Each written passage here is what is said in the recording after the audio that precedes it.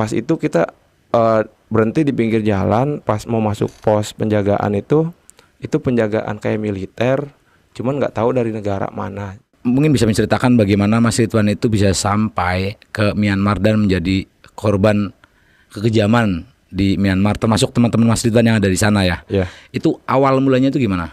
Jadi awal mulanya itu saya kan saat itu posisi lagi nganggur ya. Saya emang umur sekarang 35. Jadi saya ngerasain banget di atas umur 30 itu susah nyari pekerjaan. Terakhir kali saya kerja itu tahun 2021 kalau nggak salah. Terus sampai ke 2024 saya nganggur terus gitu kan. Akhirnya ada tawaran lah, saya buka-buka Facebook, pertama nyari lowongan kerja. Lowongan kerja saya skip nggak ada untuk yang di Indo karena kan terbatas usia terus kan. Akhirnya adalah di situ nawarin untuk kerja restoran di Thailand. Nah dari situ saya langsung komunikasian. Habis komunikasi langsung dia intinya kayak bener-bener interview lah dari situ. Terus juga kita dibilang nggak narkoba kan gitu, nggak obat-obatan gitu kan, enggak gitu. Soalnya nanti susah di negara orang kalau masalah narkoba. Iya saya bilang enggak karena niat mau kerja kan. Terus dia bilang juga ada barengannya gitu. Ya dari Jakarta, sama-sama Jakarta Timur. Akhirnya singkat cerita di hari yang ditentukan saya udah dapat tiket pesawat penerbangan dari Jakarta Soekarno-Hatta ke Bangkok dan Mueng. Nah terus saya ketemulah sama teman barengan ini. Terus karena saya kan keterbatasan ongkos dari rumah ke arah sana bandara, kalau saya cek di Grab itu naik Grab car itu sekitar 180 hampir 200 kan. Udah bareng sama gua aja kata dia gitu, nanti gua ongkosin. Ya udah akhirnya saya bareng lah naik mobil Grab sama dia. Sampai sana ternyata nggak langsung ke bandara, pas udah mau sampai dibelokin suruh ke hotel dulu dekat bandara. Nah hotel dekat bandara ternyata kita disuruh nginep. Ketemu di sana dia ngakunya driver suruhan dari orang katanya untuk ngebawa kita nganterin besok ke bandara gitu. Tapi karena waktu itu kan awam ya. Kalau sekarang saya udah yakin pasti itu termasuk anggota sindikatnya juga gitu. Jadi mereka udah terorganisir ya, ada tugas-tugasnya. Ketika kita nginep itu kita benar-benar kayak dibikin, oh lu bakal masuk perusahaan yang bagus gitu. Jadi dari segi hotelnya kita dapat makan, dapat pokoknya kan di hotel tuh ada snack, mau ambil apa aja bebas gitu, semua ditanggung. Udah intinya kita dibuat enak, jadi kita ini nih nggak ada punya pikirannya negatif ke perusahaan tersebut. Pas hari H sebelum turun kan kita dianterin, pas kita turun di shelter 3 di Bandara Soekarno-Hatta, dikasih tahu nanti kalau udah nyampe sana depan autogate, udah lewatin autogate, kasih kabar, fotoin. Kita suruh berkabar terus kan lewat WA. Udah oke. Sampai kita masuk ke dalam pesawat pun suruh foto. Terus udah kita berangkat, kan sempat delay tuh pesawat ya dari siang sore, akhirnya sampai sana tuh malam pas udah sampai bandara. Kita disuruh di WA itu kita disuruh nyari foto apa kayak taksi gitu, taksi di Thailand, ada plat nomornya. Kita suruh tunggu di gate 5 di sana. Udah di gate 5 kita tunggu, datanglah taksi tersebut.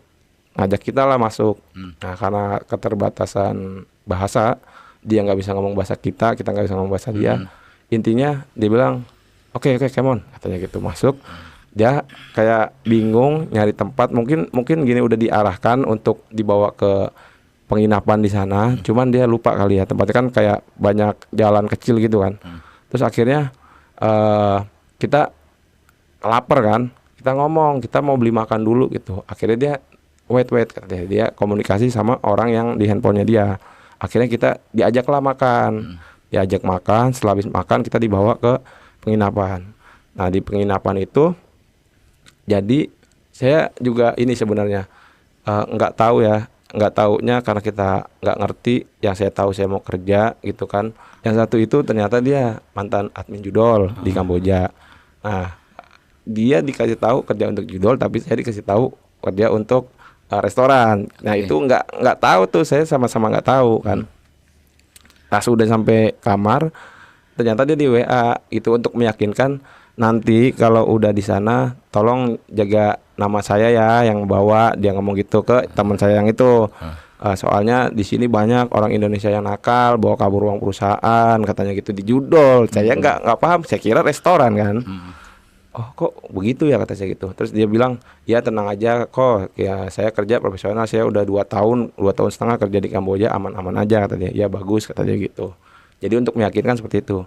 Ya udah kan saya nyampe jam 12 malam, besok pagi jam setengah 6 kalian harus sudah siap. Nanti ada mobil yang ngejemput untuk bawa ke perusahaan kata dia gitu. Oh ya udah. Jam setengah 6 kita bangun, udah mandi, udah rapi. Pas turun ke tempat parkir, benar udah ditunggu tuh sama mobil Hilux gitu kan. Kira kita disuruh naik. Nah orang ini bilang mau bawa kita ke daerah Chonburi, Thailand. Katanya perjalanan kurang lebih 2 jam. Nah, kita lihat kan di map kan masih di penginapan itu kan ada wifi kan. Kita pakai wifi, kita lihat oh iya benar 2 jam. Ya udah kita ikut naik. Ke satu dia bawa mobil kan agak ngebut ya, kenceng gitu kan. Terus juga kita mau ngobrol ini juga susah gitu. Dia cuman tahu oke doang aja gitu kan. Kita mau nanya mau dibawa kemana juga dia oke gitu aja kan. Ternyata berjam-jam adalah kita berhenti akhirnya di rest area. Itu udah perjalanan sekitar 5 jam mau 6 jam. Mungkin dia nanya kita lapar apa enggak gitu, cuman bahasanya dia. Akhirnya kita dibawa ke KFC sana, dikasih makan kita. Saya nanya kok nggak sampai-sampai, dia nggak ngerti bahasa saya, jadi nggak terjawab tuh pertanyaan saya. Akhirnya melanjutkan lagi perjalanan, ternyata dari itu masih berapa jam lagi kan. Terakhir yang saya udah mulai anehnya, kok jauh kan kita nggak punya koneksi untuk buka map kan, karena kan kita kan masih nomor Indo kan. Pas itu kita berhenti di pinggir jalan, pas mau masuk pos penjagaan itu penjagaan kayak militer, cuman nggak tahu dari negara mana. Terus dia bilang dia kasih paspor ke kita masing-masing, kan tadi paspornya kan ditahan kan sama dia kan.